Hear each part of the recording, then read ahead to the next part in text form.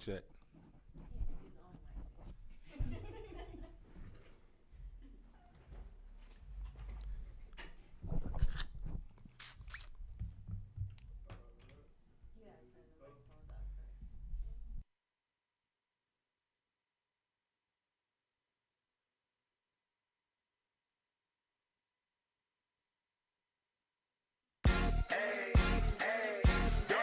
We keep the network L.I.T.T. There's dudes in that girl Toni. It's them finally came together. Atlanta and New Orleans. Living in today's time. We lit. Air Monday 9 to 11 on the night shift. You don't wanna miss it. Got the dopest guess and we kick it. Stay lit like the night before Christmas. Toni and Duke, best in the business. Watch them get it. Go to YouTube, search IBNX Radio, the Lit Network. Entertainment guarantee. Have you laughing to your heart because we lit. That right, we lit. You know we lit. Toni and Duke stay lit. Turn it up, they lit. Start the show, they lit. MoneymaneStroke.com Lit Network. Hey y'all, what is up? Thank y'all for tuning in Atlanta's Next 100. We are in the building on a great Monday, motivational Monday, making money Monday, making magic Monday. I am your co-host Toni Dominique, and I'm Duke Desdum. How y'all doing? we in here. That's all you giving us today? Where your energy? I mean, you had kicked off, so if you kick it off, I can sit back and let you give your spiel, and then I'm gonna fall right back in support. Sometimes we got to be a supporting cast. No. Sometimes you can have two people going through the doorway at the same time. I gotta let someone go. So if I hit it, you gotta let me go first. If you hit it, it's all the same thing. But You was on it. You was like, we're co-starring. We're not like star and supporting actor. But as a co-star, you gotta be a supporting actor sometimes. right. Cause you can't be in the lead Somebody all the time. right. Somebody has to be a Jordan. That's a part of and supporting. somebody has to be a Pippen. Yeah, you gotta take over when you know what I'm saying. And if you innately just in the moment grab Jordan-esque role, I gotta play Pippen. I can't be like, nah, 'cause I'm Jordan too. I could drop 40. You know what I'm But saying? if we both be Jordan, then we definitely would. That's just not how it works. yeah, you can't be both both Jordans. Jordans Can't at be one two time. Jordans? Not at one time. You see how women live in La La Land? Not at one time. You know what I'm saying? Like, we can't be both Jordans. I'm okay being a Pippen Is for the it moment. really La That's just La like Land, that's or just is like it saying you like- can't have two big toes because how both of them gonna fit in your shoe. On one foot. That's a come little on. extreme. I don't No, think that's that the matches. same. This is the same thing. All of it's a team. It's like the yin and the yang, right? You can't have two yangs. It ain't yang and yang. Yeah. It ain't yin and yang. Yang yang yang yang. You know what I'm saying? Like, How it's you a know? yin and a yang. Hey yang yang. Why it yang, can't yang. be? See how women? Why it can't be? That's why little kids who don't do well get participation trophies. Yeah, but Why see, my son? Why he can't? He played. I paid my $500. your 500. You know what I'm saying? Like, he can't, man. You Your pay $500 $500 for him to experience it. I believe that there are some things that does apply where you can't, but there are also some things where it could apply. You both can be great at something at the same time. You both can do something at the same time and make it elevate. Now, as far as it goes to participation trophies, no, everybody can't be the winner, but we're not here to win. We're here to be great together. It's So a that's balance, something. though.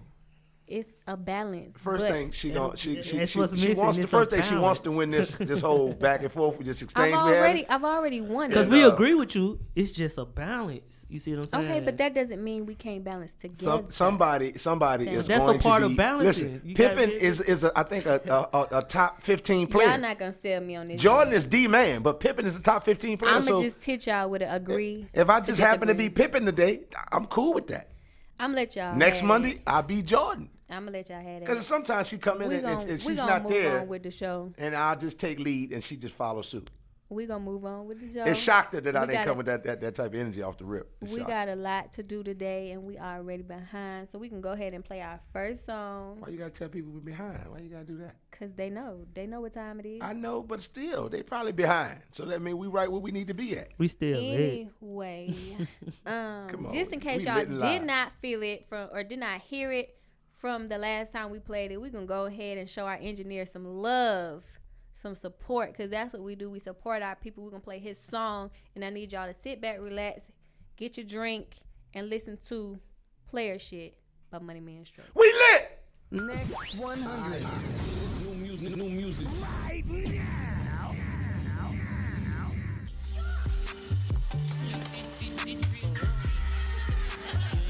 No good wig, turn my shit off, please. Facts, nigga, pretty please.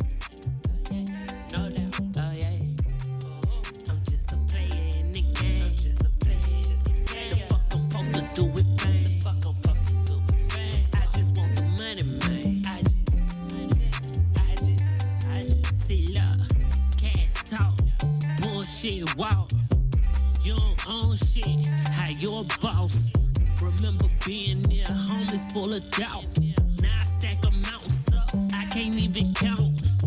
Not dumb, not slow, this shit just a lot. Thought I was cursed, but I'm seeming like a blessing now. Rolling herbs up, cause I be stressing not. Taking over by anxiety, why they wanna try G? I'm ready to die for mine, more ready to kill for these. You ain't missed too many meals, you really ain't feeling me. That's why when I get up in them hills, it's gon' be bittersweet. Too many good memories with people you won't see again.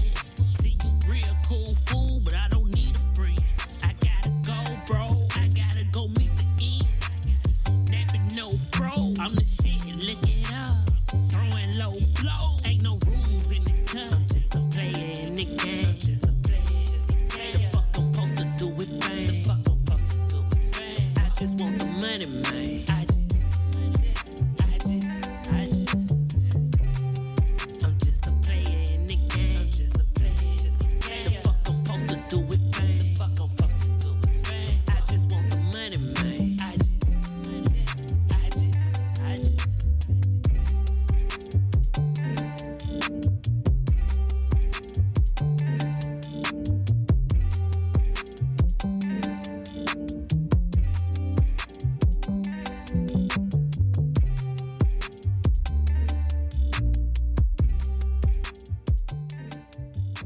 Next 100. Stand up, get it pop right now. Atlanta's home for hip hop and R&B. Number one station for hip hop and R&B. You know what the deal is. ATL's Next 100. All right. We're going to go right on into our Tony's Hot Tea topics. I got a lot going on. Not really a lot, but, enough to keep y'all entertained. What you got? I'm just trying to You figure. eager? You ready? I'm excited? eager. Somebody's excited. So excited. No, I'm just joking. But anyway, first things first. Y'all know I have some issues that I got to get out of my system. It's such a lot of excitement going on today. I don't know. Well, while you get that out your system, also get the hair out your face so that people can see. Thank you. You know what I'm saying? Well, you gotta be visibility. If you just want to see my face, Visibility. If you missed my face, say that. Say that. Stay focused over there, please. Say, look, I miss your face. It's so beautiful. Somebody must anyway. stay focused. Right. You know what I'm saying? Just say that you miss my face and you want to see it. It's okay. But anyway, so on the Tony Hot Tea topics, first things first, as we know, Deion Sanders is the head coach of Jackson State. Sorry, I don't know why I keep calling it Jacksonville, but of Jackson State. And he just won his first game as head coach. He was playing Edward Water Tigers. They won the game 53-0. So he had a good game. He was feeling excited, feeling, like, yo, we in this thing. I'm doing something good with these boys. And here we go. Unfortunately, after his win, he couldn't even celebrate good. He goes back to his locker room, and all his items, his personal items, were taken. His credit cards, his cell phone, his jewelry. As a native of Jackson, and like all my family went to either Alcorn or Jackson, he know what comes with that territory, bro. So he was like, damn, but But I mean, I feel Jackson State, you feel me? It's that's not excusable, because I feel like it was in his office locked up, because you know what comes with that territory, and because you have procured a Deion Sanders as the head coach, you were supposed to have things in place. But either way, they took his stuff. He goes to his office and sees that his items are missing. And you know, Deion Sanders, he don't play that. He feels some type of way about it. He goes to social media, talks about it, and tells, you know, the world they took his stuff. Of course, another one of the admins from Jackson State said it was a misunderstanding. They just happened to grab his items and move it to a safer location. Deion Sanders said, nah, that ain't what it was.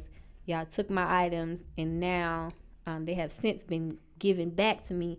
But had I not said anything, he don't feel like they would have been returned because he felt like somebody was trying to get him. But his assistant happened to see who took the items, and I guess she told him, you know, this what went down, and he was able to, you know, get everything back together. But at least good luck on the win. Glad you won.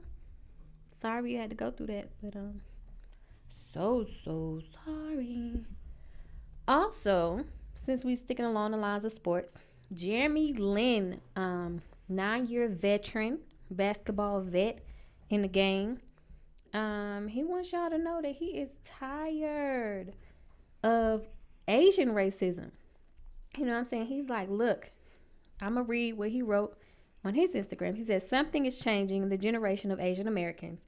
We are tired of being told that we don't experience racism. We are tired of being told to keep our heads down and not make trouble. We are tired of Asian American kids growing up being asked where they're really from and having our eyes mocked. Of being objectified as exotic and being told we're inheritively unattractive. We're told the stereotypes in Hollywood affecting our psyche and limiting who we think we can be.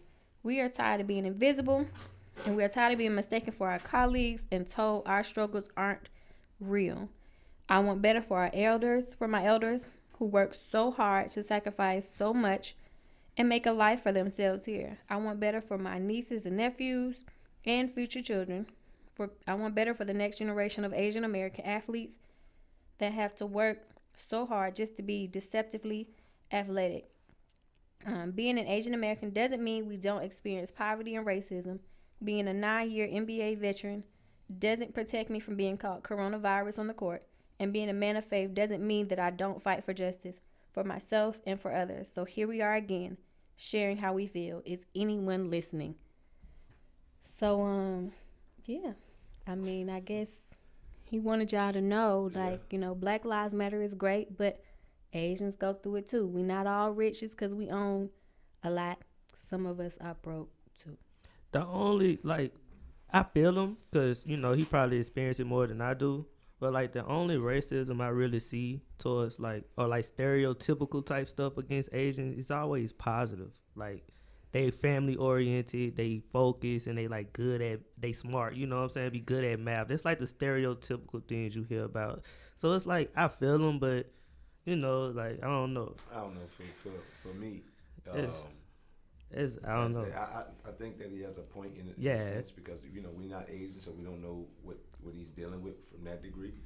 You know, but I think with stereotypes, you're going to always have people with stereotypes at the end of the day. You know, you have Caucasian stereotypes, black, you know, Indian, whatever, you know, that's dot and feather Indian. So, you know, you're going to have stereotypes. I don't think nobody should be dealing with any type of prejudice, but then you're going to have that as well. You know what I'm saying? But when you look at, I guess you could say just Asian people and how they maneuver in business, you know, they different. I watch them. I patronize them because, you know, I'm in the hair care business. I mean, not hair care, but the hair industry, being a barber, you know, so I go into their businesses and I say this all the time. If it ain't for seafood and hair care, man, they running it. Okay. You know what I'm Well, saying? Jeremy Lin feels different. So y'all take that. And he asking if y'all listening. If not, then I mean, we listening. We heard it. You know, I do feel him though, because it's like Asian. A lot of people, especially Americans, classify like Chinese people as Asian people as Chinese just because they have like the slanted eyes and stuff like that, and that's inherently racism because it's like people. Right, there's you so know, many people different parts of Asia. Yeah, like that's like the biggest continent. So it's like. It's some Russians that are Asian. You see what I'm saying? So it's like just to call them Asian because of their eyes. I feel them on that point. You know what I'm saying? But well, Jeremy, they hear you. And if anybody else hearing you, know, go on and let Jeremy know that y'all feeling his rant or his post on IG. Next on the list, Steve Harvey says yes to Michael B. Jordan. So all y'all hating on Lori Harvey and Michael B. Jordan, Steve Harvey said he's happy. You know, she's doing a good thing. He said he absolutely hated all of her former suitors. So That's he hilarious. happy with this one. He said, you know, even though Michael B. He rented out a whole aquarium and had a whole like flowers everywhere, intimate moment for them. He said he don't know how you gonna go from there because he's like, look, you start at one level and you gotta grow when you meet somebody. And he's saying for him starting from the top, he must not know who he got because he got a lot of, you know, up and up and up and up and go, and that was a high level. So good luck keeping Lori happy with your big gestures, because you know you got to start now. You might could be, so you ain't got to start like real super low, but I think that was a big one right there. He rented out an aquarium. Yeah, I seen when the you got clip. it like that. I mean, when you got it like that, that's the type of stuff you do. Yeah, I seen the clip though. But I mean, Steve was like, "Bro, how you gonna top that? Like, good luck topping that." Cause you know what I'm saying? But when you think about when you're an actor, you don't necessarily know what your career is gonna do. So to spend that type of money so soon, like, it's a lot. Well, I mean, he been in the game for a while. He been in the game. How long has he been in the game? But About he's not 15 making years, good choices with his money. They just started dating, they ain't even been dating. That's a good How you choice gonna with say your that's money. not a good choice? That's a good choice with your money. Like, I mean, I'm just you don't saying. think so? You don't think if somebody rent out, like, he's not average. You know what I'm saying? He's not making average money. And if you look at the past few movies he's been making, they've been some good movies. So how much you think that might cost? He might be doing to it, rent out an He aquarium. bought her the Hermes stock, so maybe he in good stocks. Maybe he got his money in You know what I'm stocks. saying? So he might got some private investment things that we just don't know much about. And, That's true. I'll let y'all have that. Speaking of dads and stuff, famous dads on the spotlight. Benzino's daughter, Corley Ray, she goes on social media and she has a whole rant about how much she hates her dad, and she said she called him. What's her name again? Corley Coily Ray. Ray. That's That's girl. Kylie Ray's daughter? Yes. That's Kylie Ray's daughter. No. No. Corley Ray is her name. Benzino is her father. I know, but didn't he used to mess with Kylie Ray? I think so. I just assume when I heard the name. Yeah, you know I what I'm think saying? so. That's It's something like that, but she don't really talk about. You know what I'm saying? what- her parents. so Kylie Ray is not her mom. I'm not sure. I was just saying off No, the name. It just that's not sounds her similar. mom. That's Okay. not her mom. But either way, she goes on a rant. She said she tried to call her dad, telling him that she needed him, and she said his response to that is that he wished she was a boy. But y'all know Benzino does not take anything laying down, so he goes on to his social media basically saying, you know, it's a lie. You know, he's always been there for his daughter, and he doesn't know, you know, he feels like her mom has something to do with something behind this. And he's like, you know, it's a lie. It's a flat out lie. He's there. He supports his children. He loves his children. I don't know what it is about the celebrity kids these days, but you had Brian McKnight's kids going in talking about they not being taken care of. You got Riley Burrish, you know, had Candy talking about Block not really being there for Riley when Block was saying, you know, he was already married. Candy was like his side chick, you know, and she happened to get pregnant, but he said he was there to support his child as well. And now we got Benzino. So I think there's some celebrity kids, you know, that's real going wild these days. I don't know. But I think They're with having social media, it gives you a voice and it gives people opportunity to listen. So when people are listening to you, you feel empowered. You know what I'm saying? It's an empowering feeling when people will stop and listen to you. So with social media, people automatically gonna give you a up. You got leverage because you're a celebrity's child. I think You know what I'm saying? that, and I think it's partly due to like the celebrities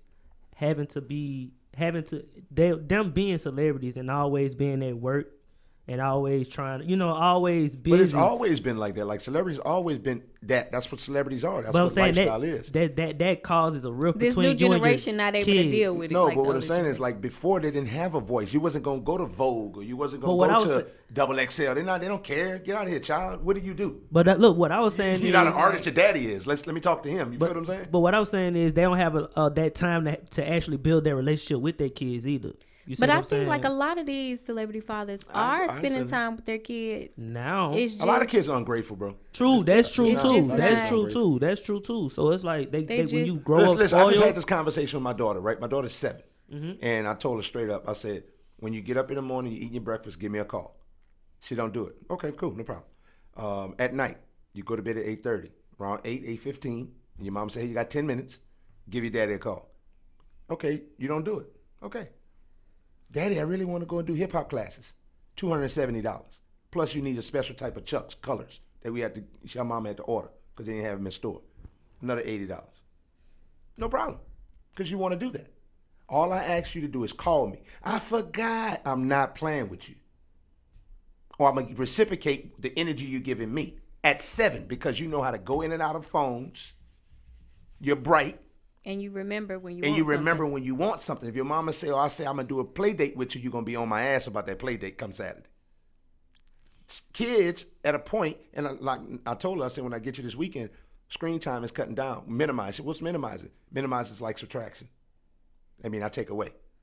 You see what I'm saying? And I think that because now, Daddy, I want this type of breakfast. Daddy, I want to eat spaghetti. Well, come in here and get your hands dirty, and I'll show you.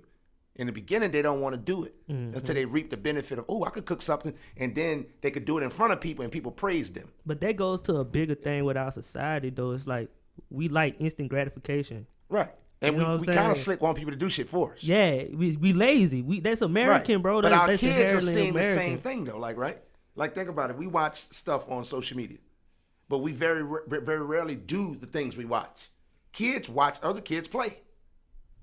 And they don't do nothing. They just sit in the crib and watch kids play with toys. And they won't play with toys, but they watch more screen time and people doing things that they could be doing. Okay. You know what I'm saying? I'm going to go ahead and get through my Toni T types before I strike a nerve up in here. Next, I want to just say Golden Globe turns black. Shout out to all our beautiful black people that won some amazing awards. Audra Day for her Us versus Billie Holiday. Chadwick Boseman for his Ma Rainey's Black Bottom. Shout out to his wife. Shout out to his wife for accepting the award. She was very emotional. It was like it was just touching hearts all over the globe to sit there and think about your husband after he has passed and try to resonate a great speech. She did amazing. She looked beautiful. It was great. Also, shout out to Jamie Foxx for the animated movie Soul. Super cute movie. If you haven't seen it, that one definitely go watch it.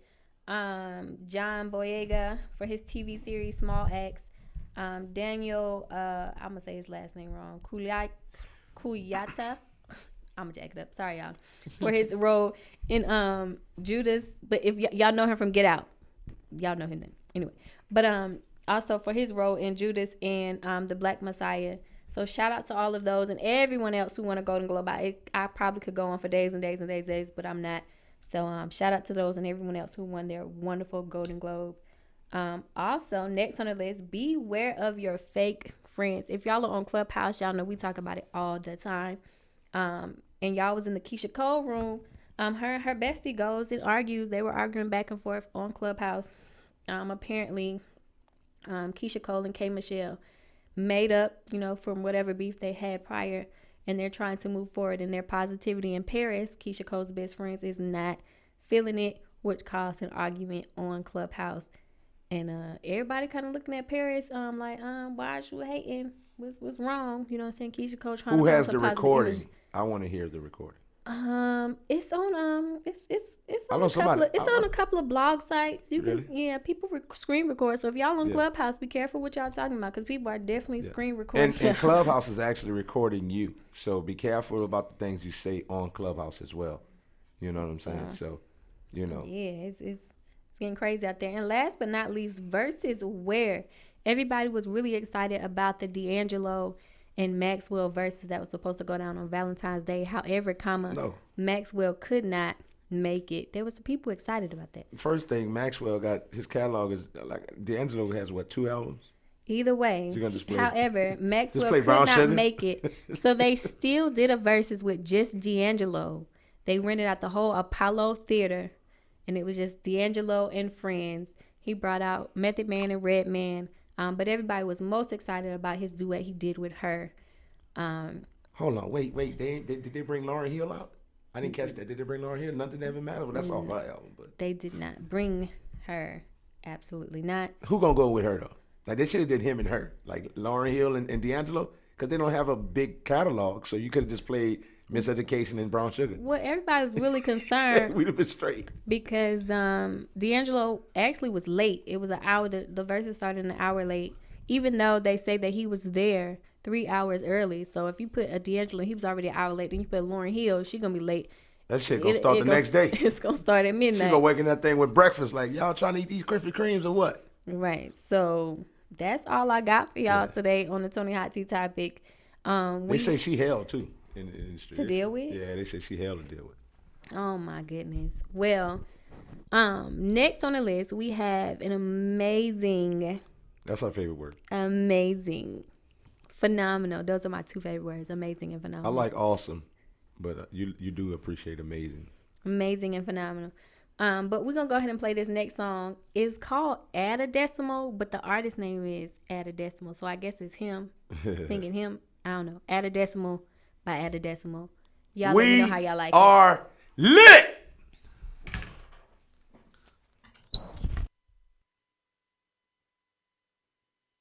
Atlanta's home for hip-hop and R&B. The only station For hip hop and R&B. ATL's Next 100. Free world. Yeah. My niggas be moving and shaking and stay out the streets. Yeah. Your niggas be hating, your niggas be looking so weak. Yeah. My niggas be moving and shaking and stay out the streets. Yeah. Your niggas be hating, your niggas be looking so weak. Fuck the shooter, fuck the looter, fuck the booster, fuck the money mover. Fuck your hater, fuck the player, fuck your hairline, tape up and shaper. Fuck the shooter, fuck the looter, fuck the booster, fuck the money mover. Fuck your hater, fuck the player, fuck your hairline, tape up and shaper. Fuck your name, nigga, you don't know me. Try to shine me like you the big homie.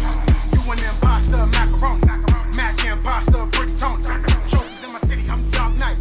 Beef in my city, I'm the Steak Knight. I was Ice Cube having a good day. Now I'm like Park having a Suge Knight. Cause they want your name and they want your game. So they steal your lines and split your slang. And they steal your jewelry to rock your chain. And they rep your set, nigga, gang, gang, gang. And they take your queen just to run their train. And they run your pockets and run on stage. It's the same about pills and the rap about lane. So you take that tech and you got that spray like yeah. My niggas be moving and shaking and stay out the streets. Yeah. Your niggas be hating, your niggas be looking so weak. Yeah. My niggas be moving and shaking and stay out the streets. Yeah. Your niggas be hating, your niggas be looking so weak. Fuck the shooter, fuck the looter, fuck the booster, fuck the money mover. Fuck your hater, fuck the player, fuck your hairline, tape up and shaper. Fuck the shooter, fuck the looter, fuck the booster, fuck the money mover. Fuck your hater, fuck the player, fuck your hairline, tape up and shaper. And never trust a nigga with your paper, cause he'll hem you up like a fucking tape. Mad cause you spit like you take 9. Now it's bloody money like a Smorgasbord. You want a G like a regulator, cause shawty set you up smooth operator. Get a nigga drunk, hit him with the pump, throw him in the trunk. Leave you in the alley or the dump. They stalkers at night, that's when they lurking and looking to fight. They do it in spite. Man, you get love and they only get likes. So you pay the price. Either it's fame or the rest of your life. But don't you think twice. Pick yourself up and get back on the mic. Yeah. My niggas be moving and shaking and stay out the streets. Yeah. Your niggas be hating, your niggas be looking so weak. Yeah. My niggas be moving and shaking and stay out the streets. Yeah. Your niggas be hating, your niggas be looking so weak. Fuck the shooter, fuck the looter, fuck the booster, fuck the money mover. Fuck your hater, fuck the player, fuck your hairline, tape up and shaper. Fuck the shooter, fuck the looter, fuck the booster, fuck the money mover. Fuck your hater, fuck the player, fuck your hairline, tape up and shaper. The stalkers at night, guess when they lurking and looking to fight. The stalkers at night, guess when they lurking and looking to fight. The stalkers at night, guess when they lurking and looking to fight. The stalkers at night, guess when they lurking and looking to fight. Yeah, my niggas be moving and shaking and stay out the streets. Yeah, your niggas be hating, your niggas be looking so weak. Yeah, my niggas be moving and shaking and stay out the streets. Yeah, your niggas be hating, your niggas be looking so weak. Fuck the shooter, fuck the looter, fuck the booster, fuck the money mover. Fuck your hater, fuck the player, fuck your hairline, tape up and shaper. Fuck the shooter, fuck the looter, fuck the booster, fuck the money mover. Fuck your hater, fuck the player, fuck your hairline, tape up and shaper. My niggas be moving and shaking and stay out the streets. My niggas be moving and shaking and stay out the streets. My niggas be moving and shaking and stay out the streets. Your niggas be hating, your niggas be looking so weak. There's something. Atlanta's home for hip-hop representing hip hop and R&B flavor. And don't get it twisted. ATL's Next 100. ATL's Next 100. 100. Yes. 100. All right, y'all. It is the segment, the part that we are all here for. Shout out. We got Kiami in the house. Say your name. Say your name. Kiami. Kiami. Daviel. Kiami Daviel. Daviel. Yes. Okay. We got her in the house. If y'all have ever watched, you know what I'm saying, I'm going to go ahead and date myself. You know, I try not to date myself. But if y'all have ever watched the classic movie Matilda, and y'all know the little character Lavender, the cute little girl with the glasses, I'm sure she hear that all the time. But do you ever get tired of the reference? I do not. You don't? I do not. It's a blessing. That's good stuff. Yeah, it is an absolute blessing. And so, you were like 10 years old when you did that role, right? I was 8. Okay. And then I turned 9 while I was filming. Got it. Oh, word? Got it. And then it aired when you were like, then by the time it actually came out, you were like 10. I was 9, almost You were 10. still 9, almost 10. Okay. Yes, and the role itself was originally for a white kid, right? Yes, it was. Yes, it was. So how does that make you feel that you took the role from a white kid? Well, you know what, I will say, and I've said it many times before, and anybody who knows me and who's ever, kind of had any kind of conversation with me honestly knows that I believe what is meant for you will never miss you. So that was just my door to walk through, and that was just meant for me. Right. So, and I thank God for it. I'm grateful, and I had an absolute ball. So, it was just my time. That's what it was.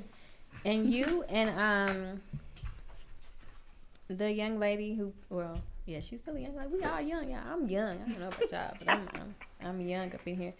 But that's right. But you and Matilda, the what's her name, Mara. Mara, are y'all still friends? We are. That is my sister from another mister. Yes. So y'all basically grew up from there on to now. Y'all kind of grew up together. Absolutely. So what does that feel like? It's amazing, and it's so much fun to be able to have somebody that you have gotten to know during a project, and then you're able to just grow with them and really develop a friendship and a chemistry that's outside of the set. So, and we got really close because we spent so much time together, of course, filming, and then being able to just continue that on even after that is great, because a lot of the times, you may work with people and you don't always get to keep in touch, but I mean, we're now in our 30s. So does that happen for you? Do you see that happen amongst your colleagues, the other actors and actresses, where people mesh well outside of the filming? Absolutely. Yeah. I think so. And I think that, when you realize that you're there to kind of do a job, and you're there to have fun, and you just kind of put, those egos to the side, and we get our work done. And there has to, be that natural chemistry that allows you to do what it is that you need to do and bring truth to what you're doing. So... Well, good stuff. Got you, yeah. Absolutely. So, when you were 8 years old, did you know that acting was something that you wanted to do, or is it something you just kind of, your parents was like, hey, let's go try this right quick and see how it works? Oh, no, I knew from a very early age that this was it. This was what made you feel like that at such a young age? That, because my daughter's 7. Oh, okay. And ever since she was about maybe 4, she's been wanting to do at least 3 or 4 different careers. You know what I'm saying? Really? So, yeah. So, it's like police. Then she wanted to be a teacher like a mom. Then she wanted to do hair like me. And, so, now she's on. Dancer. Now she want to be a dancer. Okay. Got to make sure it's a certain type of dancing, because, we're in Atlanta. Okay. You feel me? Gotta give you, listen, man. One thing, you want to keep your sons out of jail and your daughters off of poles. Okay. Not to knock the drug dealers and the strippers, but that's always an aspiring thought for a parent in Atlanta. Like, got you know you. what I'm saying? But I got you. yeah, and then she talking about she wants to be a chef and cook, and so how'd you know? And then after you say, okay, I know this is what I want to do. Did you come to your parents, or did they see something in you and just kind of position you? So it was kind of twofold. At the very beginning, I was like a huge Whitney Houston fan. That was kind of like my idol. Because you can sing it too. So You can sing as well? Well, I do sing and I write, and so I like to do. So you consider an actress, singer? Okay. More than jingles, you can really get busy. Well, we gotta let her finish answering the question. You asked More her than about how she jingles. knew. Because you get people who can do a cover song, do a jingle hold a tune, medley. You know what I'm saying? But like when you like, I can sing it. Like I really appreciate good singing. Yes. So people say they can sing, I'd be like, oh, I really be like, let me see. So when you first started, were you like, okay, I want to act and sing, or was it just like acting is it and singing came along? I think it was just acting, to be honest with you, and especially when The Bodyguard came out, that was just. I love The Bodyguard. Right? The Bodyguard's good. You like The Bodyguard? It's good. Who don't like The Bodyguard? I'm sure there's probably somebody out there that don't like The Bodyguard. You're hating if you don't like Bodyguard. So I was just like, when I seen Whitney in that, I told my mom, I want to be her. I want to be the next Whitney. Who didn't want to be Whitney Houston? Whitney, does she not have probably one of the most beautiful voices ever? Ever. There's a lot of women that can sing and probably write music, but I think she has one of the best voices in the world. Oh my gosh, amazing. Yeah. And I said, and my mom told me, well, you can't be Whitney Houston, but you can be the best Kiami that you can be. And you got a cooler name. Thank you. So you're winning in that department. Your name is cooler. Thank you. Thank you so much. Appreciate you.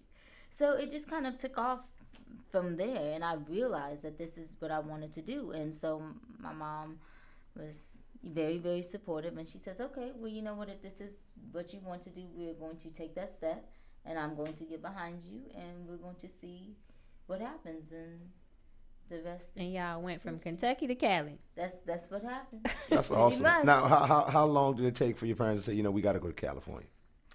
From that moment, after saying, okay, this is what you want to do, we're going to support. What was that window, that time window? So I think, it was definitely a couple of years, because I ended up actually starting out modeling. And so I went to different modeling conventions. And then probably within a year after I went to a convention in L.A., I met my manager and ended up moving. So it was a process. Right. Okay. But she made the ultimate sacrifice. Yeah, so it was just you and your mother, or you had dad there as well? So my mother and I moved to California, Okay. and so she was kind of like the momager. Sort of. that classic momager, yeah. Yes. And my father was still in Kentucky, and so it's been kind of me and mom's, and then, but my dad was always very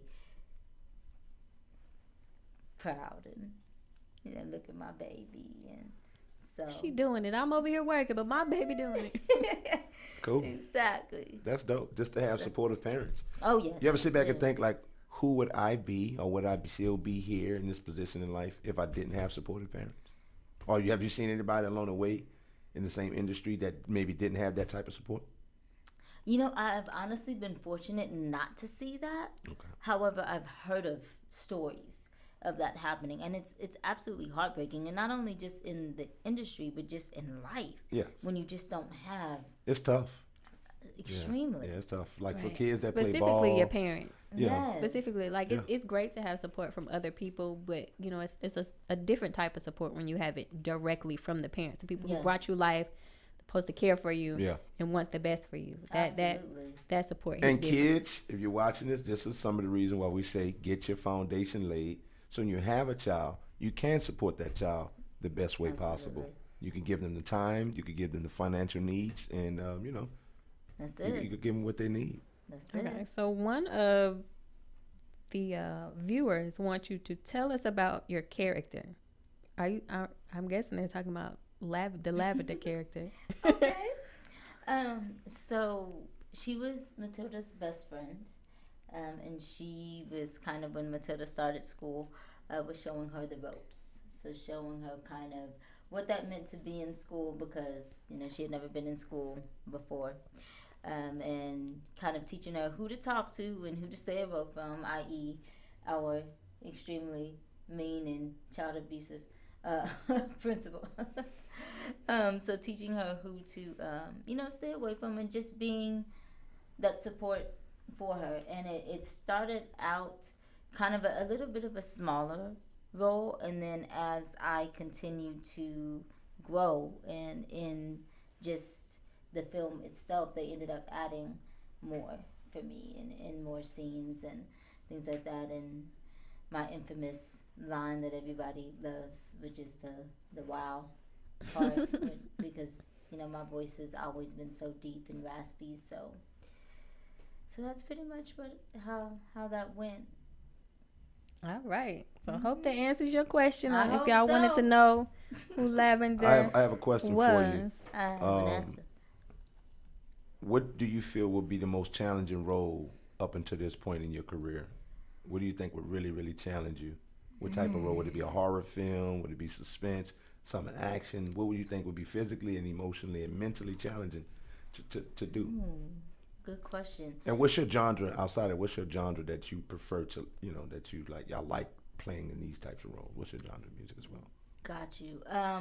So I love to be like that real, just kind of attitudinal, real rough around the edges type, because that's so completely opposite of who I am as a person. That stretches me. Okay. But if I had to pick one role right now where I would say I know that would just give me everything, it would be me to play L.I.T.T. Oh, wow.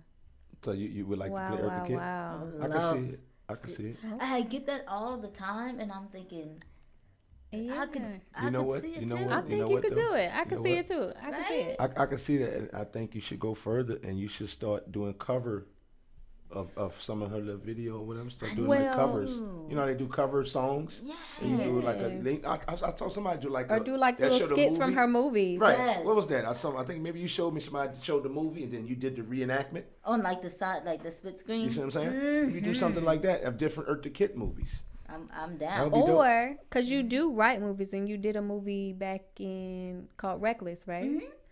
So why don't you write your version of a Eartha? That is a good idea. Write your version. Yeah, write it. I'm see down. if they'll back it. There it is.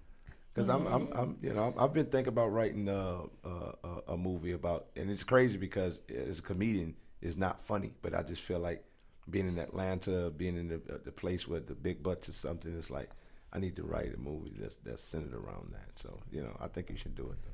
Hey, I'm with it. I'm with it. I might have to call you for some pointers or something. Like, how long have you been writing movies? Hey, let's go. It's been, so I would write, and I would write songs, but I never really ventured into screenplays. So Reckless was actually my first kind of like screenplay, and that was back in 2012. Oh my God, to think about it. So that was kind of my introduction into writing screenplays. So I would say probably about 10 or 11 years after that. What have you written since then? So I have co-written on projects, and then I've actually am developing my own show. Okay. So we're like sitcom show? So it's more along the lines of, so the premise of this is really to talk about how a child actor then develops into an adult. Okay. And so what that looks like. And the reason why that came to me is because I had so many people that would say, my child wants to be in the industry. What does that look like? How can I get my child, in the industry? How can I get them to be in front of the camera? And I would always say, understand that it's overnight success is 15, 20 years in the game. Like, please understand that it's not all Skittles and rainbows. So I wanted to really show that and bring truth to it, but have fun with it. at the same time. So that's So that's are you kind of the thinking premise like of- a documentary, or are you thinking like a TV series to kind of make it like kind of a fun journey, or is it going to be like a straight screen film? So it's not going to be a film. It's TV. It is TV. And I'm going into more of documentary style display, if you will. Do you plan on linking with like any other children's stars to? Yep, we are already in the works. You know Yes, what? ma'am. You know who I watched the Vlad video of what's the kid? I don't know his name. The kid that was on D.L. Hughley's show, the one he wanted to put on the tattoos in his face. Did you see him? Yes. And my wife and kids with D.L. Hughley. You remember the little brown skin kid? He got tattoos all over his face now. You know what I'm saying? And the D.L. Hughley talked about how his mother was very, very. She was the disciplinarian. Dad was strong, but mom was like, "I'm tearing you up," or whatever. And but he lived in the Cali area, and it seems like that gang culture affects. I'm not saying it's him, but it just if you look at him, he has that look. You know what I'm saying? And then him and DL was talking, and they were sitting at a building in an interview, and even his posture and everything. And I'm like, what happened in his life? You know, to be this cute little kid on TV, and then now he's not even doing none of that anymore. And just like the guy Orlando Brown. Yeah, I was gonna say, you think like Orlando Brown. I think like for me, I've never obviously been a kid actor, but when I listen to different stories and I get to talk with some that were kid actors, I learned that it depends on where your journey goes. Like it's hard, one, because when you're a child actor, it's like fun, you're back to back, but it's long hours. It's definitely discipline. Is, you know, you probably had the moms that was like, some kids, you're like, okay, I did it for fun, but I don't want to do it anymore. And then you got the moms that are or the parents, not necessarily moms in general, but the parents that are like, no, you're going to do it because you're the one that's got to get us out of whatever we're into. You know what I'm saying? So then it becomes like a job, a task, a weight on your shoulders. And some people, you know, unfortunately that cracks a lot of kids, you know, because a kid is not ready for that type of pressure. Absolutely. You know what I'm saying? It's like, I'm a child. I'm just trying to have fun. Parents do that in basketball, baseball, football, acting. It's like they're music. taken out. That's what they feel. Well, like I mean, you know, when you see somebody with a talent, you know, if my daughter was exceptional at something, we doing this, and we doing it all the way through. And she'd be like, "Dad, I want to quit." We're not halfway to be quitting, so I wouldn't let her quit. Right. You see what I'm saying? I got you. So you know, me and moms had to sit down and talk or something. Now I would let her have breaks and hiatuses. You know what I'm saying? Hey, we're not going to take this role. You know, we've been rocking for 24 months, you know, almost 3 years straight on different projects. You know, she needs some time to just chill with her friends and hang out. She's good. You know what I'm saying? So I think to govern that kid, they should govern them a lot better. But if this is what you say you want to do, and I know the talent is there, you're doing this. Absolutely. And, you know, I think I was fortunate to have that type of parent where, you know, my mother was very kind of like that in a sense where, you know, I'm supporting you, and if this is, you know, what you want to do, then let's go. That's I want you to have fun. And she did always tell me, though, however, the moment that it's no longer fun, that's when we need to have a conversation. Right. That's when we need to talk about it. And some people know, some people don't, but I danced professionally for like 16 years of my life. Okay. And I stopped. What type of dance? So I did ballet, tap, jazz, and hip hop.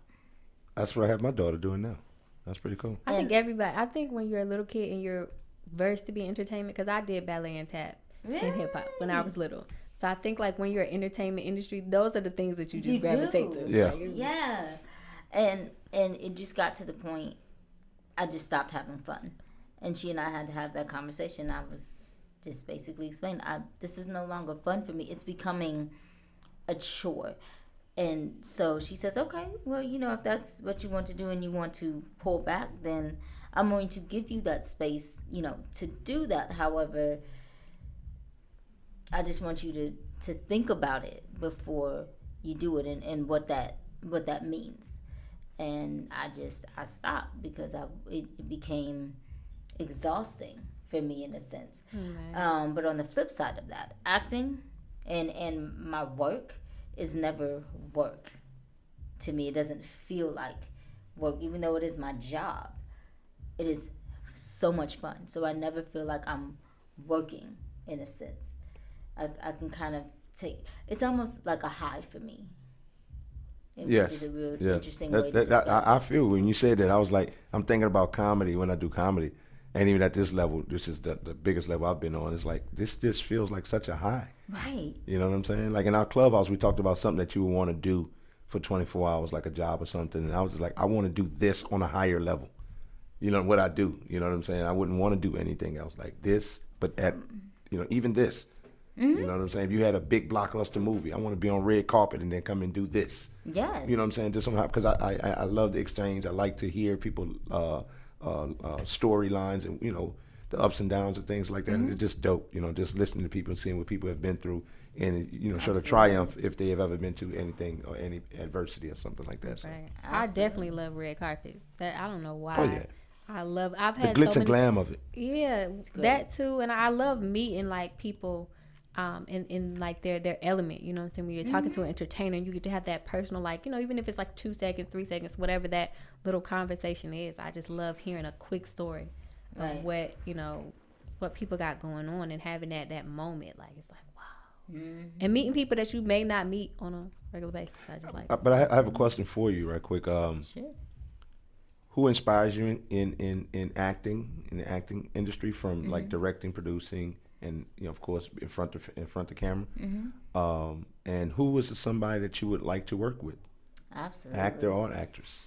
Oh, goodness. Or even a director that you really like? Besides myself, of course. No, I'm joking. Okay, let's get it. Okay.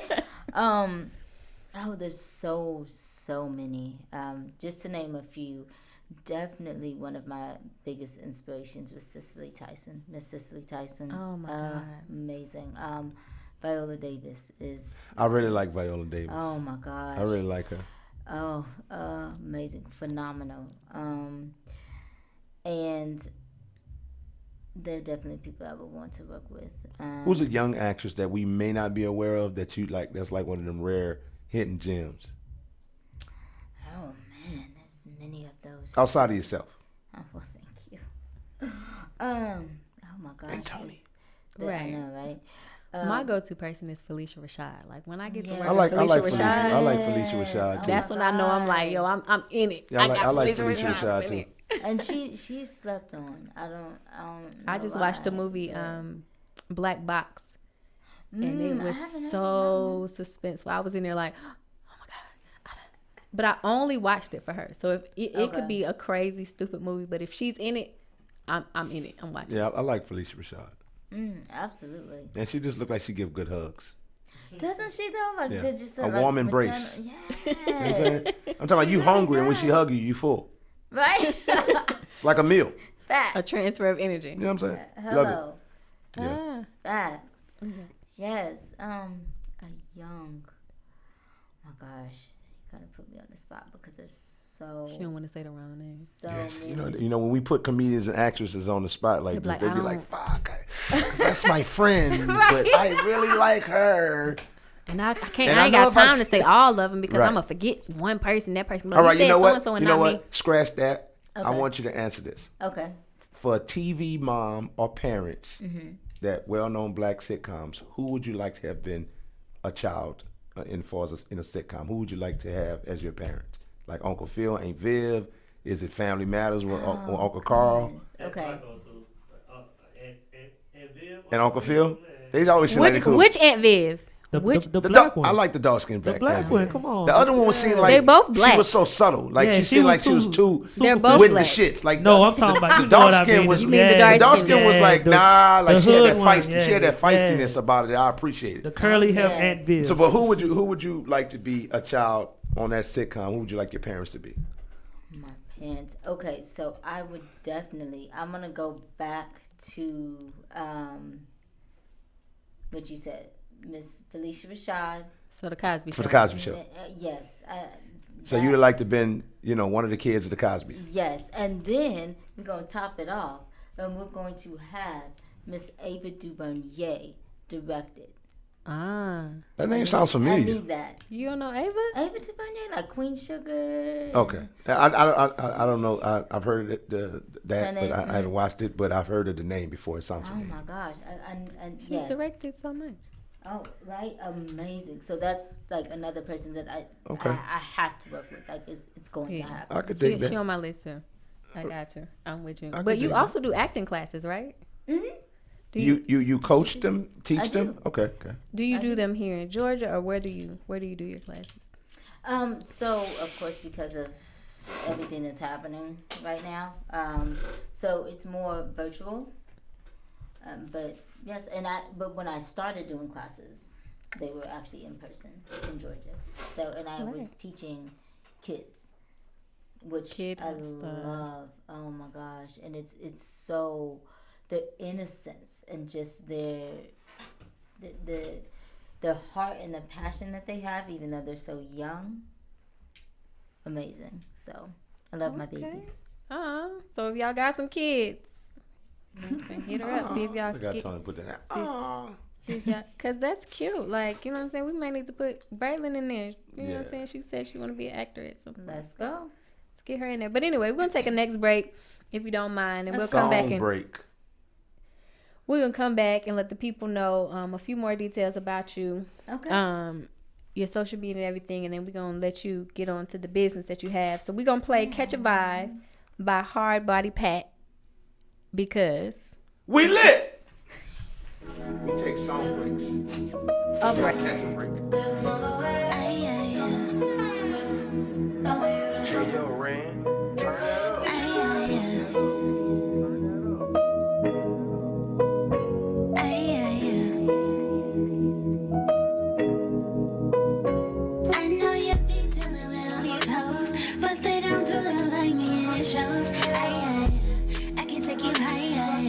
Baby, you know it's fire. I want you all to myself just tonight. I want your body until the sunrise. Let me take you up to the sky. Baby, oh baby, it's you that I like. I go blind when we dance in the light. That's why we make love nice. Tonight, I want your body. It's hard dealing with addiction, hard bracing cause affliction. Tonight I need my fixing, about to give you what you missing. I know you got a man, I got a girl, so I ain't tripping. It's going down, cause right now I'm on a mission. And I ain't worried about your man, cause he ain't no competition. Your body like a drug, I get high when I get in it. I'm high when he on that spinning. I get strong when I get in it. I get drunk off your love, man, with you the shit is different. You ain't like these other women, you got class and you authentic. Between your legs have me swimming, I'm in nights out on Venice. Aye. Come, let's catch a vibe. Hop off in this rave and let's ride. Stars in the ceiling, you can see the sky. See the twinkle in your eyes. I can tell that you want it, so don't be shy. Yeah, so don't be shy. I know you be dealing with all these hoes, but they don't do it like me and it shows. I can take you higher. Baby, you know it's fire. You all to myself just tonight. I want your body until the sunrise. Let me take you out to the sky. Baby, oh baby, it's you that I like. I go blind when we dance in the light. That's why we make love nice. Baby, oh baby, it's you that I like. I go blind when we dance in the light. That's why we make love nice. Baby, oh baby, it's you that I like. It's you that I like. Baby, oh baby, it's you that I like. It's you that I like. I be dealing with all these hoes, but they don't do it like me and it shows. I can take you higher. Baby, you know it's fire. I want you all to myself just tonight. I want your body until the sunrise. Let me take you out to the sky. Tonight, I want your body to know. Tonight, I just want you. All day, every day. Atlanta's home for hip hop and R&B. You know what this is? The place to find new music. ATL's Next 100. People in bestie position. Because everybody is my Tony, bestie. you can't have all them besties. Why not? Because, like, you know what I'm saying? Like, you got to have this levels. Then you got the best friend you grew up with, the best friend you went to college with, Yes. the best friend in your neighborhood because she stayed the closest. Mm-hmm. You know what I'm saying? It's too many. Like, I feel like if I was best friend number 3, I would feel somewhere about the first and the second spot. You're a hater then. Interesting. You know what I'm saying? You're a hater then. Everybody definition best of a friend number hater. 1. That's Everybody what it on the same. Yeah, why would you be mad though? Because you envious. It's an envy thing. I'm bro. saying, That's like, a hate. He gonna be a That's the parent. number one. I want That's a priority hater. in the best friend category. So you a Paris like Keisha and Cole. That's why they was fighting. Listen. Hater alert. Listen, if we Hater best alert. friends, I gotta be your. You want to be the gotta be number one number best one. friend. Okay, listen, it's gonna come to a head, right? When you get married. Now, who is gonna be the maid of honor? My cousin, Oh, shoot. a family member. At some point, if family if two member. of us need a kidney, Who you giving the who kidney you to? giving a kidney to? Nobody. You You better feel me? find a donor. You see I what need I'm my saying? kidney. At some point, that best friend shit gonna come to a head, and we gotta figure out who mean the most to you. It's You a not. hater, bro. It's not. That's not because everybody not gonna need a kidney. So at the you got same multiple time. best So you friends? mean all my best friends gonna all of a I'm sudden gonna need a say like kidney? this. I feel like it's love. I have enough love to give to everybody. Thank you. Listen, I ain't never. This first thing I ain't never say you can't give love, but when you put titles on stuff, I don't use titles for that exact okay, reason. so, all right, boom. I don't you use feel titles me? either though. I Everybody my hate titles. best. Like if you my friend and we really solid, you like family to me. Yeah, I feel like a title That's a gives title. you room to disappoint because me. I got family I don't deal with. I can't That's a defamily you or unfamily you, but I just don't deal with you. Facts. But when you say best friend, that's best. That's your best food, your best suit, your best pair of shoes. So now you got multiple of the best. Yes. I feel some type of way if I'm number 3 though. But it's just like all the goats they You got don't- now. but everybody's the best. They a don't goat know now. which level But they still- in. that's How can you because- be know the that you're greatest best. of all time? But see, that's the thing. We use words loosely. We use words Yeah. like love. Me and comedians were just talking about the word kill. Like when you on stage, boy, I killed it. And you be like, bruh, you know who killed it? It wasn't you. And even myself, when I look at It myself. wasn't you. Oh, No, y'all is just listen, when I look at ruthless. myself, I'm like, I know I ain't kill it. I did extremely well. You know, I'm talking about people like, bruh, coming to you, want to take pictures and all that, but that's not a kill. When you kill it, like in your arena, being an actor, in Tony's arena, being an actress, and whatever, in that arena, when you kill it, But that's your perception, though. that's like Golden Globe. Even if you don't get the gold, people like, bruh, they robbed you if they don't give I you just something wanna for this. be- But see, I wanna their be Tony perception getting is a they Tony. probably did rob you. You know what I'm saying? But I'm You just saying, killed it in their eyes. if it's killed, the world like, nah, it's undisputed. Nah, bro, you killed that. But somebody gonna disagree with the world. You know, Right, gonna have especially that like the asshole. voting, because the voting, you know, they always say the people that get the top tier, they've already like skimmed out everything. Well, I've before seen the some of the top stuff like they call it the Nomad movie. I'm like, I try to watch it because I'll try to. They say something is, you It's know, a whatever. Golden Globe I'm like, nominated. what makes this go? Who slept with the who is in there pitching war on the job? Like, Listen, you can't put her out there. She's like, I still got to work. This with is these my people. industry. You ain't finna mess no, me but I'm up. just saying, like, when I look at movies, I'm like, this is the movie. Yeah, But me I too. was thinking that same thing. The Well, I knew it same was thing. BS when they gave Halle Berry Monsters Ball, a movie for Monsters Ball. But They it's give her like nothing Chad for Bogle, like his best. He did a great performance. losing Isaiah. Like, you don't give a nothing for losing Isaiah, but she gets Monsters Ball. Well, it's like Chad Boswick. Like he did great in Ma Rainey's. Like he did a great performance, but I can't say that that's his best. I think that was performance. because he passed. I think he gave him something because he passed. You know what I'm saying? They want to honor him and give him something. You know what I'm saying? Whatever. I'm just gonna throw this out there. If y'all are watching and you want to put me in like a Broadway show and y'all want Toni to win a Tony, I'm here. Okay, Toni wins a Tony. It's in my future. I've already put it out there. Manifestation. Okay. Manifest. I'm all for that. I'm all for that. But you know what I think? I'm gonna win it a is Golden about Globe and all those those other awards too. What's But I that? just Awards? specifically want a Tony because it's my name. You know what I'm saying? It's similar to what's going on in music right now with the Grammys and like the MTV. It's all politics, bro. Of course. So it's not really about the quality of the movie, Right. Or the impact that the It's movie. about how much network necessarily- you did. Exactly. Well, I mean, listen, how much listen. groundwork, how much clout you got inside of the industry. You see? Yeah, what I'm I saying? agree with that. I mean, I know. Also noticed that when they gave it to they gave it to Denzel for Training Day, and I was like, that was a good movie, But it wasn't. but it wasn't a great movie. Yeah, it wasn't. It wasn't a glory. It wasn't definitely wasn't a Malcolm X. Definitely wasn't no glory. You know what I'm saying? So for you not to give him nothing on Malcolm X, don't even acknowledge that. That's crazy. But you know what I'm saying? It's like that was the whole thing with like when I really like good acting. So when I see it, I'm like, that's a good one. And when you don't acknowledge it, but then you acknowledge some foolishness, I'm like, oh, okay, I see what we got here.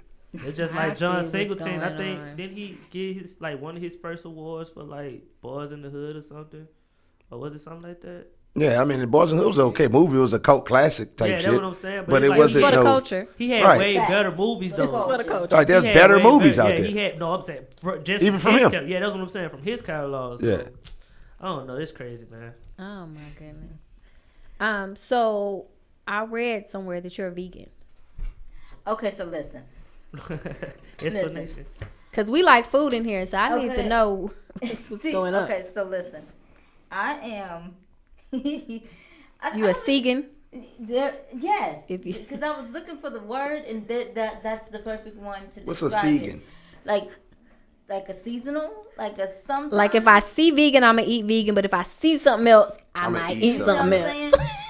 Like, So you a that's it. cheater? That's what. No, on it's the not. food, A or you- I mean, like that's what it She is. a What it vegan. is? You You feel feel me? You But cheat you on know your what test though? sometimes. You know what? That's I all. feel you on that. vegan. I feel you on that. You're selective, and sometimes you may frequently select not to eat meat. And I feel you on that because I sometimes think I'm I go a vegan too. I go selective eater. Like I just I'm don't a want to eat the vegetarian. beef, or I just don't want to have it for half a length of time, and then I just get that craving one day and be like, I want that, and then I'm on that. You know what I'm saying? So Yes. I feel you with that. So Like, that's kind of where I am. so But right now in this moment, you're in the pescatarian stage or the non-fish and non-meat stage. So I'm on like the pescatarian. So She's only a seafood. she's a vegetarian. Right. So like right now, like it's not really big on, and I don't do really a lot of red meat. Like I don't do like steaks and beef, and I don't do that. But give me some chicken and some turkey, we might have a conversation. Yeah, I don't know if I can So- ever give up poultry, bro. Like chicken. And Yeah, I like turkey. Turkey. I'm talking about when they fry it. Mm. You ever had? fried turkey. Listen, you ever had fried turkey, Yes. and then you take that and then you smother it? No, but that sounds Smothered delicious. fried turkey. Yeah, that's good. Stupid. Stupid. Stupid. Listen, you She put trying you to some be a scallop, vegan today. You and put you you done some put scallop potatoes now on she that going thing home and eating Ooh, With some scalloped gravy, potato- bro. Ooh, with some good macaroni. ooh. Fire. And a cup of Sweet. iced tea. You like Sweetwater cornbread? Oh my gosh. Yeah. What? Get out of here. You are too petite to be eating so good like that. Huh? She said that's good genes. That's crazy. Like I literally I am a foodie. Well, you from Kentucky, and there's a lot of barbecue, right?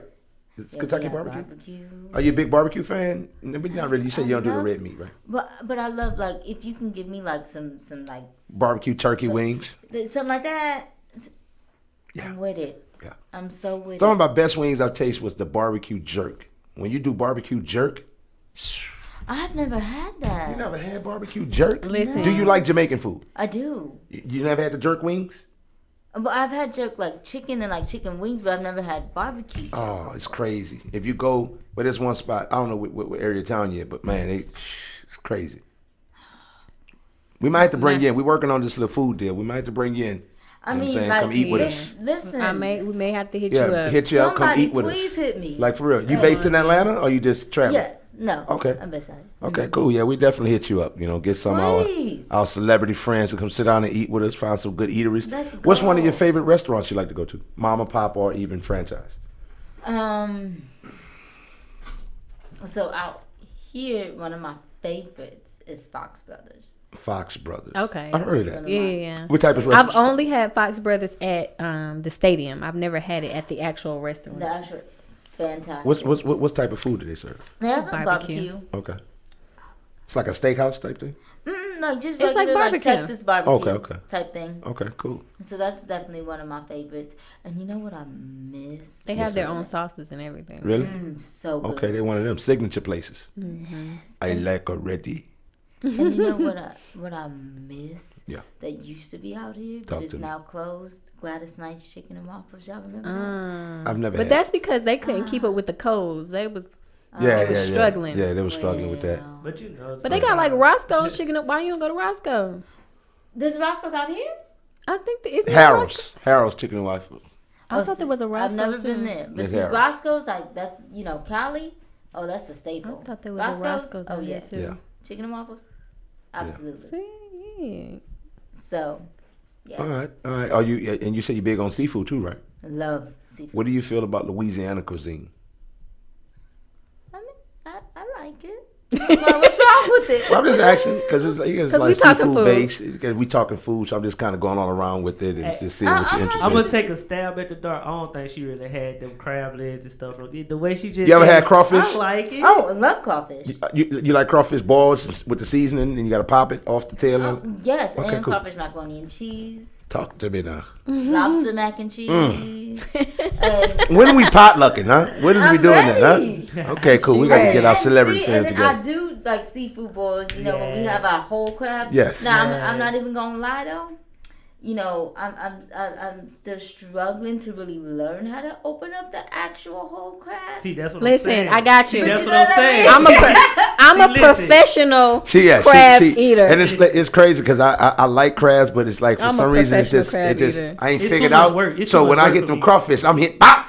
Like I'm on it. Like That's I'm easy. not there with the crab, Yeah. with the crawfish, Yeah. but crab. Listen, we're gonna have just a me and you moment, a Let's crab go, moment. 'cause- I'm in it. we have to No. link it up. We got a few little spots that we go to that got some pretty good seafood or whatnot. But we looking for some other spots so we can hang out with some cool people, eat some good food, and That's what's up. record it. Have a I'm good with time. it. All right. Somebody let me know. We got you in. But okay, so we want to just let the people know first what projects you're working on. If you want to tell them about your class, your virtual class, because people are always trying to get their kids in something, and where they can find you on your social media platforms just to keep up with what you got going on. Absolutely. So there are definitely some projects in the works, and of course I was already talking about my show. So definitely be on the lookout for that. And I am going to be doing some traveling coming up. Here soon I'll be doing some meet and greets and some Q&As. The next one is actually in Arkansas on the 20th. So I'll be doing that. As far as my classes, definitely hit me up on my social media, which is official Kiami Daviel.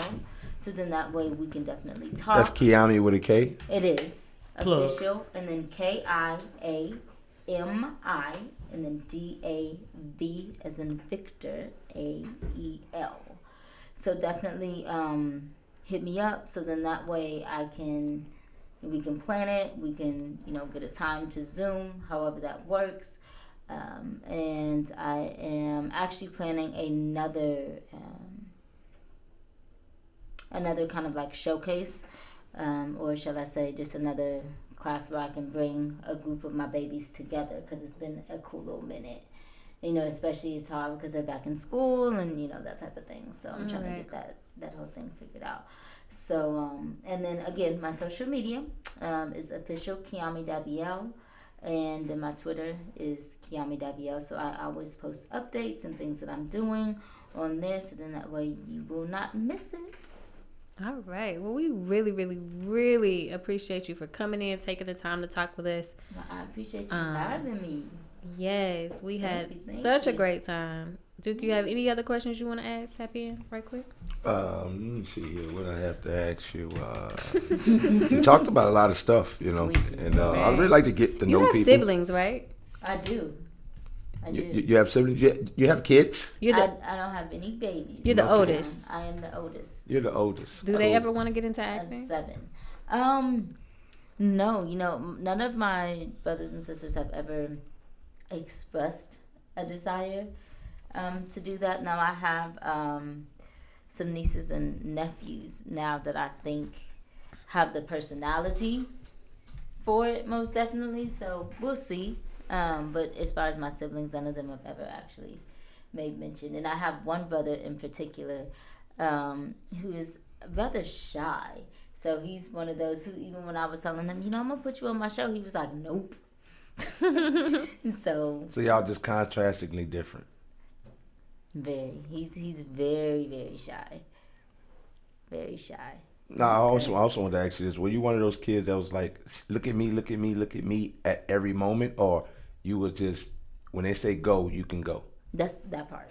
So you was just pretty chill. But when they told you, when it's like camera, action, Let's get it. And then you go back to just chilling and just relaxing. Chilling. And I think that's because I was always told that there was only going to be able to be one diva in the house, and that was my mama. So I think Get to tone it down. that she's like, okay, go do your thing, and then when you come home, remember, like, I'm still your mom. I'm still the head. So how many of y'all were there? My siblings. So there's 7 of us, and it was just I'm my mom's only. Okay. Yes. Okay. I'm my mom's only. So they're all on my dad's side. Okay, cool. So when you left Kentucky with your mother, it was just you and mom's. Is your mom here with you in Georgia? Yes, That's she's good here stuff. now. She I got to keep an eye on her because mom's had a little bit of a health scare a couple of years ago. She's good now, praise God, but I got to keep my eye on her. Okay. Because she had, was it cancer? She had leukemia. Okay. So, but that's good. She's doing a survivor. Well. That's good. She's a doing well. survivor. She's not gonna give up. What's that? When did you really realize that you wanted to do acting? Like, when was the first moment it kind of clicked in your head? Like, hey, I'm gonna be an actress for the rest of my life. When I seen The Bodyguard, I'm trying to tell you, that was it. That was her click moment. That was it.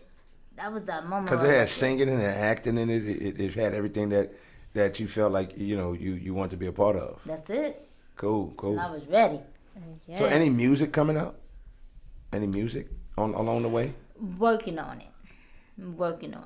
Well, when you get that project together, definitely send it in so we can play it. I got you. We want some exclusive though, like. Yeah, we want to definitely hear it. I kind of slick want to hear a little rip Hear a right little now. note You know what I'm right saying? quick. I just want to kind of hear something now. I don't want to just talk about it. You know what I'm saying? Like, give us a little bit now. You know. She said she do her voice warm up. You had your tea? You had your lemon and honey tea? Come on. I'm it's sorry. late. It's time to go to bed. Yeah. You I trying don't to throw sing on well a spot. after 9 and I ain't getting paid. My vocals don't work the same. But when you do get, if you don't want to sing right now, when you do get your project together, we would absolutely love to play it here on the Lit Network. For sure. Absolutely. I would love for you to play it. Yeah. Absolutely. I got you. Well, thank you once again for coming in, y'all. Get your kids. Rocking with us. Don't I might hit you up because we're gonna put his daughter in the class. Let's go. But in my sole daughter, I don't have any daughters, but I have a few daughters that I claim. They mamas already know. But but we're gonna go ahead and play the next song. It's called Cold Hearted, and it's also by Hard Body Pats. We lit. Let's get it We poppin'. gotta take a picture right quick. All right. Yeah. When I'm on the streets or behind the wall, I'm a cold-hearted killer. Fuck y'all don't understand my day. Yeah. Grew up around some bosses, I took me some losses. Like Jesus, they crossed me and did it too often. My past, it was awful, I finally got off. Still wonder about E, didn't see him in his coffin. They fucked over Trill, I seen him in his coffin. For trusting some niggas, that shit really cost. Still think about the day, seen him slumped in his seat. My life like a movie, I come from the streets. My feet in the mud and I'm in it too deep. It's grimy out here, ain't no love in these streets. These bitches gon' fuck on your ass when it's beef. See niggas turn sour and beef by the freak. It really ain't much, I ain't did keep it cheap. But tell on a nigga ain't internet beef. I used to be broke, didn't know how I'ma eat. Now I'm sitting at the table like Bon Appetit. Yeah, ain't nothing like this gon' come overnight. Yeah, had to grind all day, had to hustle through the night. Yeah, had to slime a couple niggas just so I could catch flight. Yeah, had to go through some shit just so we can live nice. Yeah, ain't nothing like this gon' come overnight. Yeah, had to grind all day, had to hustle through the night. Yeah, had to slime a couple niggas just so I could catch flight. Yeah, had to go through some shit just so we can live nice. Love made me cold-hearted, I'm going retarded. You play with my name, I'ma show you who got it. Watch niggas get rich and see niggas get slaughtered. Got partners on go and some rest in the gardens. I stand on my own, if I fall, I'ma get back. 40 equipped, but it came with no kickback. My niggas on issues, can't come get your lit back. Kill all that talk, I ain't with all that chit chat. Yeah, ain't nothing like this gon' come overnight. Yeah, had to grind all day, had to hustle through the night. Yeah, had to slime a couple niggas just so I could catch flight. Yeah, had to go through some shit just so we can live nice. Yeah, ain't nothing like this gon' come overnight. Yeah, had to grind all day, had to hustle through the night. Yeah, had to slime a couple niggas just so I could catch flight. Yeah, had to go through some shit just so we can live nice. Love made me cold-hearted, I'm going retarded. You play with my name, I'ma show you who got it. Watch niggas get rich and see see niggas get slaughtered. Got partners on go and some rest in the gardens. I stand on my own, if I fall, I'ma get back. 40 a quick, but it came with no kickback. My niggas on issues, can't come get your lit back. My niggas on issues, can't come get your lit back. Was raised in the trenches, I jumped out the benches. Head first in these streets, up with me in detention. My dad LG, that made me a resemblance. I click on a bitch or I die with a vengeance. I dive in your shit when it come to my niggas. Landlord and this bitch came to give out a fix. They was sleep when I said I would blow off the hinges. I'm dope just like crack or fentanyl and syringes. Yeah, ain't nothing like this gon' come overnight. Yeah, had to grind all day, had to hustle through the night. Yeah, had to slam a couple niggas just so I could catch flight. Yeah, had to go through some shit just so we can live nice. Yeah, ain't nothing like this gon' come overnight. Yeah, had to grind all day, had to hustle through the night. Yeah, had to slam a couple niggas just so I could catch flight.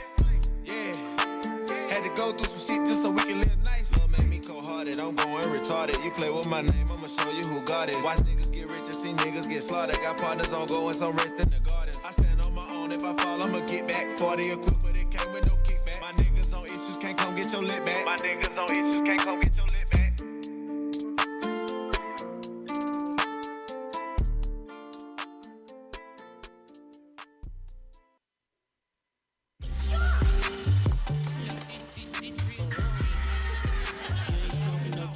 Turn my shit off, please. Pretty please. No doubt. Oh yeah. I'm just a player in the game. I'm just a player. The fuck I'm supposed to do with fame. I just want the money, man. I just. See, look, cash talk, bullshit walk. You don't own shit. How your boss? Remember being near homies full of doubt. Now I stack amounts up, I can't even count. Not dumb, not slow, this shit just a lot. Thought I was cursed, but I'm seeming like a blessing now. Rolling herbs up, cause I be stressing that. Taking over by anxiety, why they wanna try G? I'm ready to die for mine, more ready to kill for these. You ain't missed too many meals, you really ain't feeling me. That's why when I get up in them hills, it's gon' be bittersweet. Too many good memories with people you won't see again. See you real cool fool, but I don't need a friend. I gotta go, bro. I gotta go meet the ends. Napping no fro. I'm the shit, look it up. Throwing low blow. Ain't no rules in the cup. I'm just a player in the game. I'm just a player. The fuck I'm supposed to do with fame. I just want the money, man.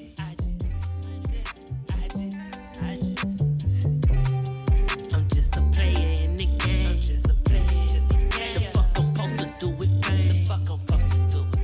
I just want the money, man. I just.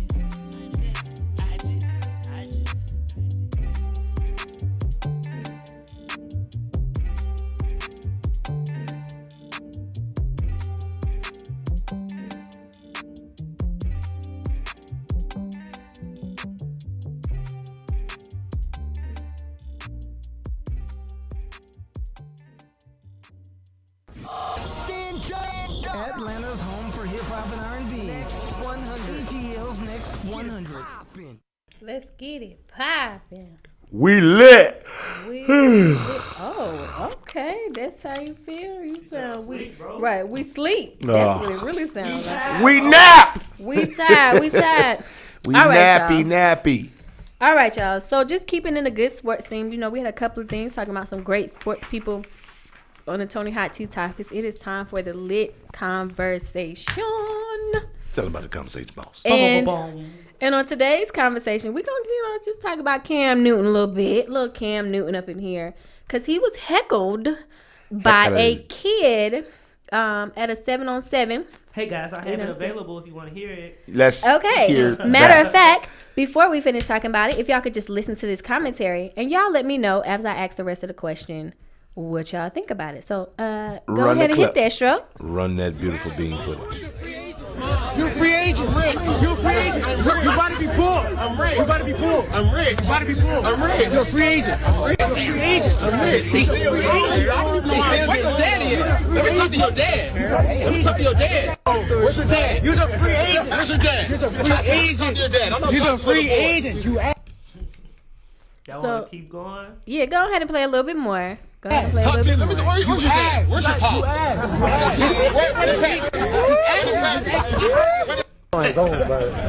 Nah, ain't no disrespect. You know, if you want some attention, I'm gonna give you some attention. The right way, bro. The right way. When do y'all play? We play tomorrow. What was y'all record today then? 1-2. No, 2-1. What did you do? No, I wasn't able to see because y'all was too. Cameras on me. All right, bro. What did he do, man? Does he play? He got speed. He got speed. No, he's let him speed. Oh. You gonna see. Huh? You gonna see. Nah, you ain't, don't act shy, nah, bro. Don't act shy. I'm right here. I'm asking you. I couldn't see All right. today. You gonna watch YouTube. Bro, you watch YouTube. I know you do. You cafeteria crocs, man. All right, y'all. As y'all heard, so that was Cam Newton with a young man that was heckling him, basically saying, you know, you about to get, you're a free agent. You nobody. You know what I'm saying? Cam Newton has, you know, he got his clout in the NFL. But the question is Cam wrong? Because as y'all see in the beginning, you kind of feel like two parts. The first part, he's kind of, you know, going back and forth with the kid. You know what I'm saying? Like, where your daddy at? You know what I'm saying? Like, who are you? But towards the end, if you're listening, he kind of tries to redirect and correct and try to, you know, get some information from the kid. Like, okay, well, what do you play? What do you do? What, you know, where's your record? Where's your game? And all you hear is the kid coming back at him like, you see me. Like, I'm on YouTube. Google me, basically. Instead of taking the opportunity for a person of a Cam Newton caliber to really listen and hear him. So the question is the kid wrong? Or is Cam Newton wrong for playing into the kid's energy? Duke, you go first, my boy. Well, you know, kids nowadays are, you know, real loose. And like I said earlier, I have a more vivid word. With you know, with kids now having social media, it makes it feel like they have a. If it wasn't gonna go viral, would you have done it? Probably not. You know what I'm saying? Then in a certain time before viral things like this, you probably would have a parent that would correct that. And if you didn't, most kids are just so excited to be amongst a star like that or a player, even if they did, you know, didn't do well that season or whatever the case is, or they free agents. They, like you say, I'm rich. Like, so sometimes you play into it. You know, I know they were talking about basketball players a lot of times jogging back and forth with like people on the sideline. You know what I'm saying? Sometimes you play into it. You know, so Cam just wanted to play into it. I don't think Cam was wrong. I think, if anything, if you look at respect for elder, if that's a grown man and you're a child or a teenager, you should respect the elder regardless if you are raised amongst this elder or not. Once you understand that, you respect everybody. But if it's a grown adult, you should have an extra sense of, okay, let me watch my tongue or however, you know what I'm saying? But I think it happened the way it wanted to happen. He wanted to go viral. He wanted to have some type of relevance. I don't know the kid. Did y'all see his social media, like he said, or his YouTube? We got some more intake on that. We'll get to that in a minute. Go ahead and say your part. I just feel like the youth nowadays really lack respect, right? Because, like, if you take it when I was younger, like high school age, right? And if I would have seen an NFL player, just to be at a camp with an NFL player there, I would have been honored. You see what I'm saying? Oh, that was a camp? That's what that was? It was a 7-on-7. Yeah, it looked like a little 7-on-7 camp or something. Little tournament. Oh, so that means your parents paid for you to go there. Well, they pay for you to play. Right. That's what, yeah. So I missed that part. But you got a NFL star there. Yeah. So that means that should be corrected by parents. Or it's just a level of respect. Like just say you go into a comedy show, Duke, since you're a comedian, and you have Steve Harvey there, right? You might not like Steve Harvey personally, bro, but you're going to have a certain level of respect there because he's an elder in the field that you're, you know what I'm saying, you pursuing. Kids these days don't have that respect, bro. Right. No, I agree with that. No kind of elder. So I do want to add in, first, as a football mom, you're right, that is apparent correct, but unfortunately parents aren't necessarily on those fields in those intimate moments where, you know, a celebrity or a star or whatever is on the field. It's more engaged for the kids, for them to have an interactive, intimate moment with the kids. But more specifically, the young man went to his social media and he posted a letter of apology. So I want y'all to listen to this, of what the young man said, and tell me what y'all think about this. So he goes and says, first and foremost, I want to express my deepest apologies to Cam Newton and my entire organization and coaches for my action at the 7-on-7 tournament this past weekend. I did not intend for it to go as far as it did. First, I would like to start off by saying to my parents never taught me to be disrespectful. As a football player, I let my competitive side get the best of me, and it was a huge miscommunication. I was in the midst of the moment and realize now how a lot of you took it as disrespect. I never meant to humiliate and let anyone down. I'm very appreciative for the 7-on-7 to even allow me to be a part of the community and allow me to be a part of the team I'm currently on. I realize this can dictate my future as a young man, having a very big dreams and goals, but I will not allow this to stop me from getting where I need to be. So again, I apologize and hope I can be forgiven.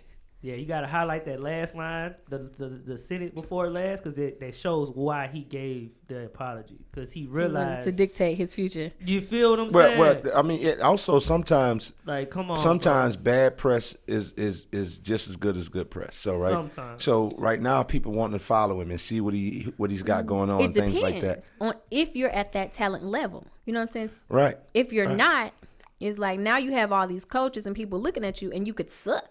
But they looking at you for the wrong reason. Right. But even let's just say let's just say he is a halfway decent player, right? And let's say he never makes it to play on a collegiate level or in the league. But if he keeps that type of antics up, where he can finesse his way to talk shit to people directly and have them engage, he created a space for himself. But is that a good space? It's like 6ix9ine. Listen, 6ix9ine got money, listen, so I mean, 6ix9ine, he got money, but is that like? But is all money good money? That's where you goes to like a morals type of thing. Well, right? I agree with that. If you can battle a Cam Newton live on camera and film, if he could position himself some kind of way. But see, this is what I'm saying. Like that a person seeing that interaction, right? Just think about how a coach feel about having you on a team. You know what I'm saying? If I bench you one game, are you going to go to social media and kind of try to out me for benching you? You see what I'm saying? It's like it goes into a whole nother level be possible. of things. Well, it'll definitely play a part on, when college are looking at them, because they don't like to have all those antics, specifically on a college level. You may can slightly get away with somewhere if you make it to the NFL and you just have that type of talent. You know what I'm saying? They'll try to work around it a little bit. They're forming out too many players, basketball, football-wise. They pushing out so much talent that you have to be LeBron James-esque, Kevin Garnett-esque coming out of high. You got to be like that type of kid. You got to be a young Barry Sanders or a real like. But you got to be that to get in the league nowadays. You should say like Burrow. Like Burrow's the best quarterback you've seen in a long time coming out of college, coming out of LSU. You got to be that. But he was so humble. It doesn't matter if he was an a-hole, if he had a Dennis Rodman persona. You see what I'm saying? Like you got to be exceptional for them to take your shit.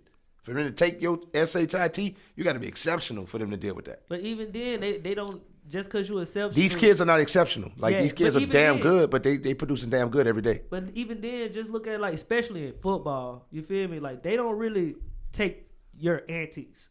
You know they what don't, I'm saying? because they pushing so much talent out. They don't have to. Like look at Pac-Man. You know what I'm saying? Look at like Ocho Cinco, for example. They got him out of there. You feel me? Just because of his antics. Man, they got rid of Nate Robinson because they just like you too small. Look at Nate Robinson, Kaepernick, like bro. He still had game, but it was like you too small. Look at Colin Kaepernick too. You see what I'm saying? Right, and that was for a worthy cause. He wants to kneel for injustice. It's still antics. It's still antics, bro. So it's like definitely they definitely are in a place where they don't want to have all that negative attention. You know. But I'll also say this though: if he was extremely good, it would have been a different outcome. I don't think so. Colin Kaepernick. I don't think yes, he would have. Yes, he would have. No, that's not what I'm saying. I don't know the kid itself, but I don't think the way he acted, I don't think he's extremely good. No, I'm talking about Colin Kaepernick. I said if Colin Kaepernick was like on the level of a Breeze or any one of those guys that's won a championship and he showed he could lead a team, and then he does that. He was just making it to the playoffs and wasn't doing extremely well in the playoffs. So you don't have the footing. And you're not that guy. They don't see you. They don't have a perception of you being that type of guy. You see what I'm saying? And then out of the nowhere, you want to take a stance by kneeling. And I understand. I'm all for what he did. But sometimes you don't have the position to do that. You know what I'm saying? Like LeBron could shake the world up if after he won a championship with Miami, he got 3. He was like, I'm done. Like, he could have shook. They were like, whoa, what are you doing? He's like, nah, I'm done. I'm done here. I'm about to go get into the political sector. I'm about to go do, about to go pair up with Kobe and, do some, tech work and whatever. I'm on the next level of things. But he's, you have that type of power. A lot of people, even in LeBron, they're good players, but they don't have star quality outside of basketball. If you look at the top 5 players, Curry don't even have it. He'll do a commercial too, but he don't have it. But you got to think about why is that. And that goes to a bigger conversation on sports because it's like the separation between the best player and the sorriest player in the league. It's a big gap. It's not that big of a gap anymore. Yes, it is. How? No, you got top 5 players, like your top 10 players. But that's like clout too, the rest of the players are just role players. But you got to think about this, bro. How many Supporting role players? cast. Right, they're just role players. But how many role players that you got averaging like 20 points a game? You see what I'm saying? Like, it's role players now that average like around 20 points a game. Bro, that's not a role player. But it's still like a gap. Well, you talking in the 90s. You talking in the 90s where offensive game wasn't that strong. That's what I'm saying. I just said that in the shop. Like, you only had one Michael Jordan back then. Put it like this. What I mean, you have multiple Michael Jordans. That's what I mean now. Not the championships, but the skill set. So it's like the margin of error is a lot lower. You see what I'm saying? So the skill floor is a lot higher than what it was. Right. But offensively, back in the days, you had guys where you couldn't have a lot of, you had like Drexler and not Hakeem, but with Drexler in Portland, you had Jordan in Chicago, then you had Dominique Wilkins. They kind of had the same game, but Jordan had so much of a polished game. Drexler couldn't dribble to the left. Dominique couldn't shoot. Jordan had it all. But now you look at a Curry, Kyrie, and Chris Paul could do the same thing. But see, my point is, Curry just exceptional with the deep ball, a little bit better than the rest of the guys. My point is though, if you all them that you just said can dribble to the left, just because Drexler couldn't dribble to the left, he would not be in the league nowadays. Right, he wouldn't be a top caliber player that probably was. He'll be a 6-man or some shit. Bro, that man probably be in Europe. I mean, he was better than that. I think he'll be. He was better than that. Not being able to dribble to the left in today's time. He probably wouldn't be a straight starter. But you got centers that dribble now. They centers that shake you got people, saying also too the way they train these kids is different now. That's what I'm saying. It's a different game. So even though you could be a Nick Young. Mm-hmm.